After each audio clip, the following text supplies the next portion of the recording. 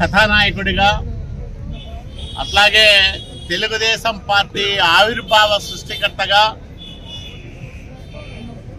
రాజకీయాల్లో ప్రజానాయకుడిగా వెలుగొందిన మహనీయుడు స్వర్గీయ నందమూరి తారక రామారావు గారి 29వ వర్ధంతి సందర్భంగా రాయదుర్గం నియోజకవర్గంలో మెగా రక్తదాన శిబిరాన్ని నిర్వహిస్తూ ఉన్నాం.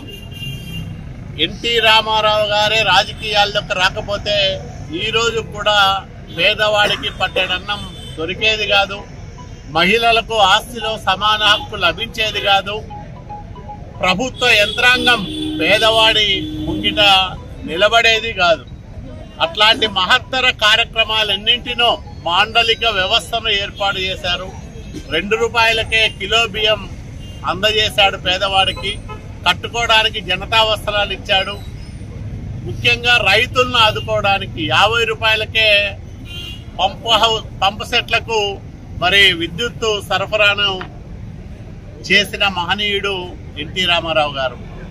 ఆయన రాజకీయాల్లో ప్రారంభించిన అనేక కార్యక్రమాలు, పేదవాడికి పక్కా ఇళ్ల నిర్మాణం కానీ, అట్లాగే గ్రామీణ ప్రాంతాల్లో ప్రజల భాగస్వామ్యంతో తెలుగు గ్రామీణ క్రాంతి పథం పేరుతో గ్రామాల్లో మౌలిక సదుపాయాలు, రోడ్లు, సిమెంట్ రోడ్లు, ఇట్లాంటి అనేక కార్యక్రమాలు చేయడం కానీ, అనేక వినూత్న కార్యక్రమాలకు, సంచలన నిర్ణయాలకు కేంద్ర బిందువుగా రాజకీయాల్లో ఉన్న ఎన్టీ రామారావు గారు ప్రారంభించిన ఆ సంక్షేమ శ్రేయోరాజ్య స్థాపన కోసం ఈరోజు నారా చంద్రబాబు నాయుడు గారి నాయకత్వంలో ఎన్డీఏ ప్రభుత్వం ఆంధ్రప్రదేశ్ రాష్ట్రంలో నిర్విరామంగా కృషి చేస్తూ ఉంది.